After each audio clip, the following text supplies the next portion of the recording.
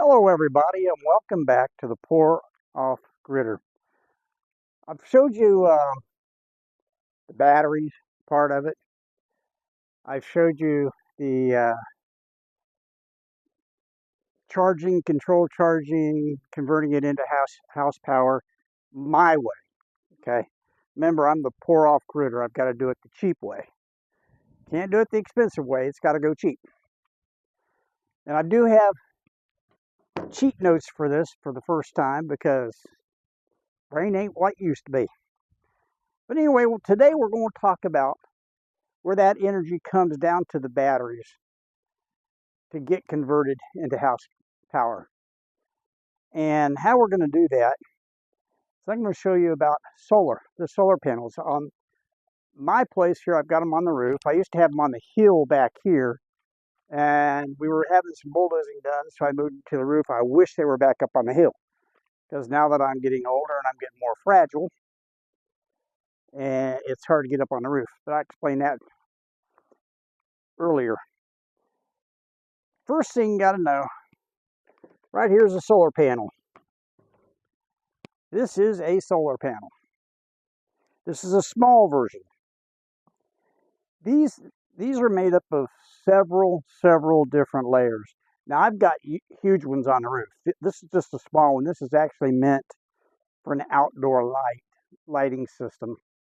And I had to break it away from the stand because the stand included the automatic on and off. I wanted to get rid of that part.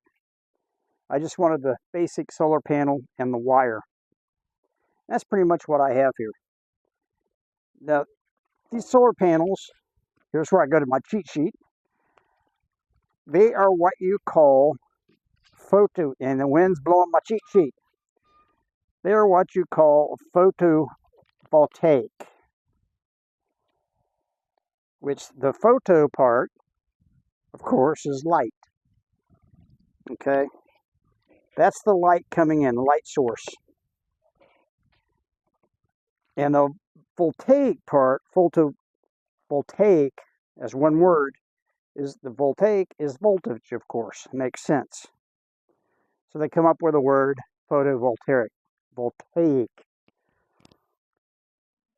These solar panels are made up of many different layers. I'm not going to get specific, just the little brief stuff, because I don't want to go over anybody. There was some off-grid critters chasing each other. Two males. Oh no. Which one's going to win? Oh well. Anyway, we're made up of many different layers. The first layer is always going to be on the bottom. It's going to be a metal layer. This is a conductive layer. This is where it's like a plate, conductive plate. It's usually kind of thin, not very thick. And that's where it is considered I gotta look at my cheats, the positive electrode, okay? Electrode to me is like a rod. Nope. It can be anything that produces that positive charge, usually metal. The next layer, one of the next layers, is going to consist of two different components: silicon, and boron. The boron's going to be on the bottom, and the silicon's going to be on top. The silicon is the semiconductor. I'm not sure what the boron does. Has something to do with the whole process. But together that's called the p-n junction. What the p-n stands for, I don't know, just p-n junction. I know, but I don't want to get that detailed. Then you've got thin metal strips. These metal strips are usually the bus bars. All the charges coming through these layers go into these metal strips. You have kind of like a, if I can explain it, you have a electron that separates out, okay, and the other part just kind of lays there. Well, as this goes out, it has to come back in to get that charge. So when it goes out, if I'm explaining this the best I can, it goes out through this bus bar, or comes back into the bus bar, and they combine to make the charge.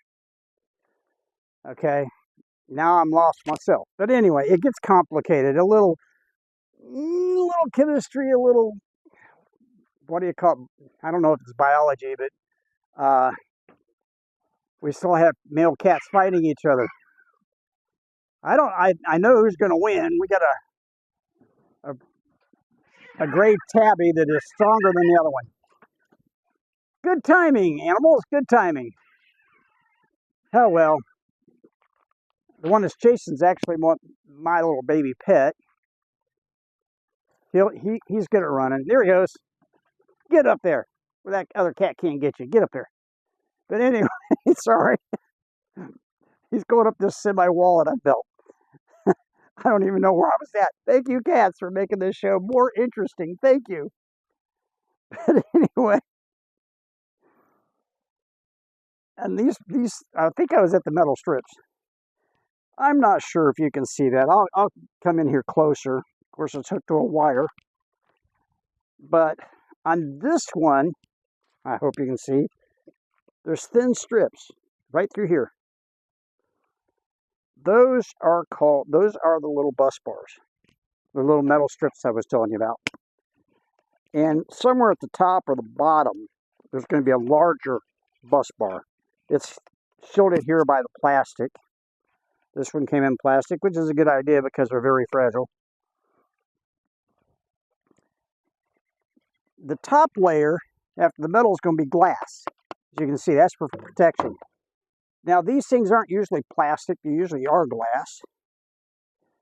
So that's what makes them fragile. The reason why this has a border around it, they're kind of like your cell phone.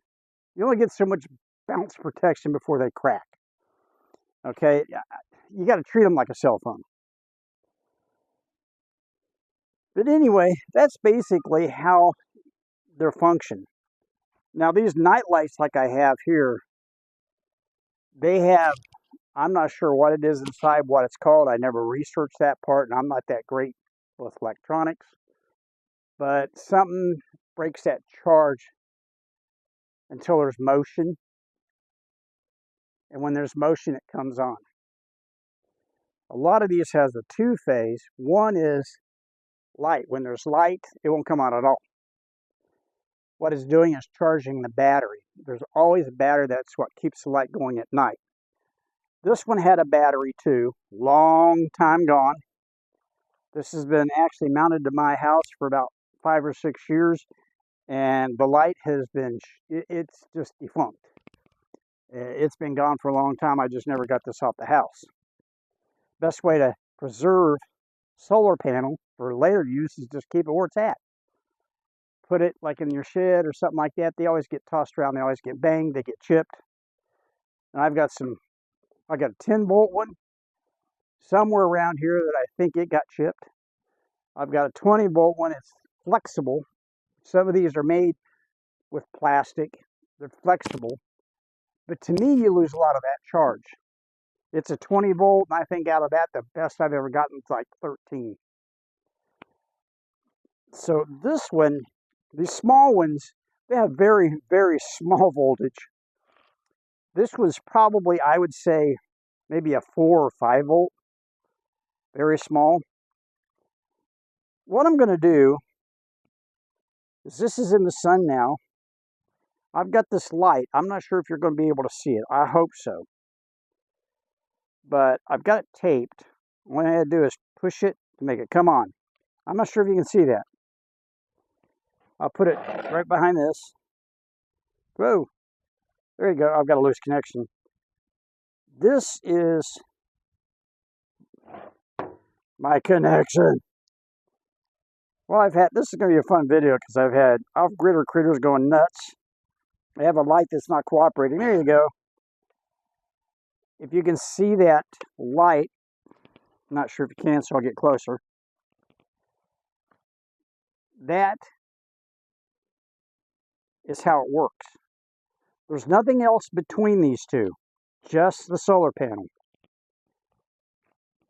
Okay, now, if I can keep my finger on there, I'm going to cover this up with the cardboard I've got here and see if the light disappears. There, it's gone. Sweat be on my finger. That's how it works. Bring that thing back, light's back. If you can see that. Hopefully you can. I don't really have a large dark background here. That's how it works. That just tests. It shows you that there's no battery. And there it is again. Now the one this came off of is a light that I have right behind the camera there. It's on a pole. And it's solar panel that big. And I think it's only like a 1 volt, not very much. So it doesn't take much charge. To me, this particular light is way too big a bulb. It's got a I don't know what you call them now. I guess LEDs, whatever, strips. And I believe for that size of light, it only needed 1 because it's not very bright. It's having to share its energy all through here. And the battery that it charges is a AAA, one AAA. The better lights are usually packaged in 2 or 3. They're bound together in plastic. And that gives you a lot longer life, the battery life. One AA, you might get maybe 2 hours use out of it, especially with a light that's pulling as much charge as I've got right here. But I thought I would give you an overview. Now, these ones I have on top of the house, they're charging as long as there's sun out. Now, I use Renogy. I like them better. They're all made by this pretty much the same place over in China. I found a cheaper brand, a lot different cheaper brand, that is exactly like Renogy. But here's the problem. The reason why I go with Renogy, they're a U.S. company. They're based in California. I think their warehouses are, I think they've got one here and one in Canada. But anyway, you can call them if you have a problem. They will help you with their tech. You buy that same one from China that's exactly like theirs. By the way, the panels don't say Renogy on them at all. Neither do the Chinese. They don't have any brands. But anyway, who are you going to call in China? There's no American company. That's why I like, even though they're a Chinese product, I like going through Renogy, being an American place with a fantastic service technology. Service is fantastic. Their troubleshooting, great. They will sit down and go through it with you. I don't care if it takes an hour or 2. Okay, but anyway, thought I would give you a simple rundown. Thanks for the comments I've been getting, and thanks for the likes. They've been great. The views have really gone skyrocketing, and I hope they continue. It's so hard to come up with videos to make. You wouldn't believe. I don't see how some of these people come up with them. But I will keep trying to bring them to you. Of course, they're not all going to be about solar energy, things like that. There's only so much I can do. Part of my channel is off-grid life, poor off-grid life.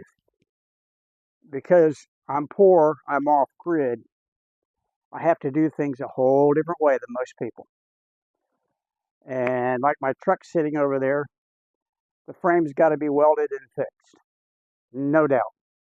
There's no other way around it. Who can do it besides the poor off-gridder? Because poor off-gridder can't afford to have somebody weld a new frame structure on it.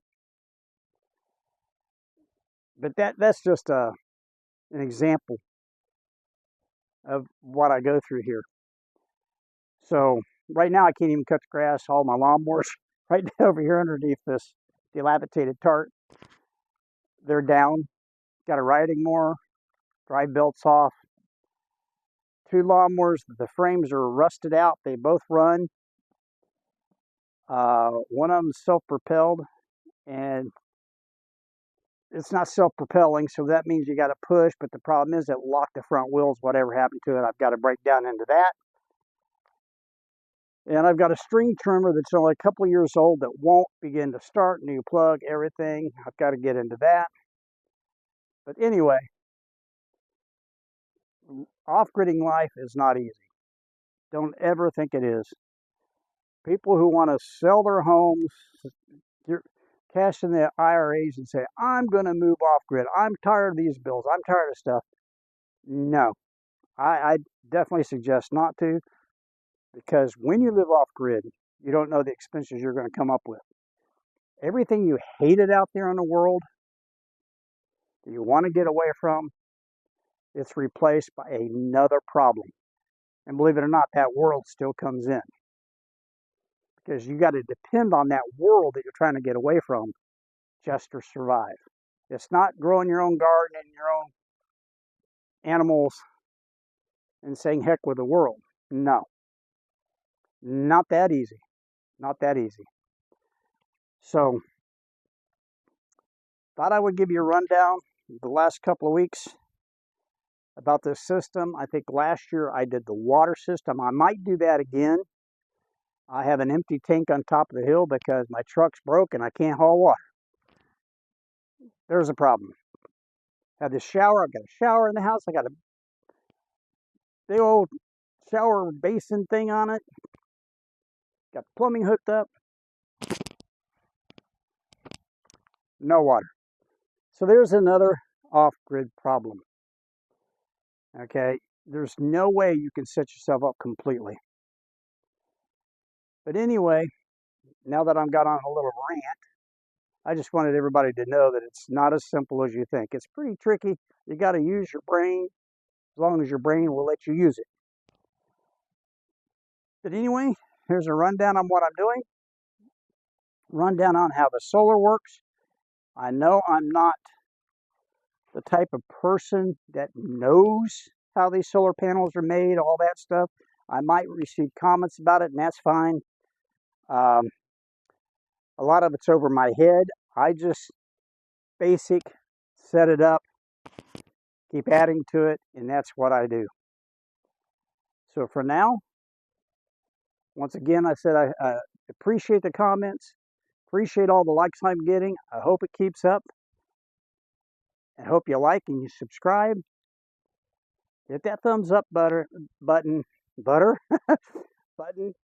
and we'll see you next time on Poor Off Critter. Thank you.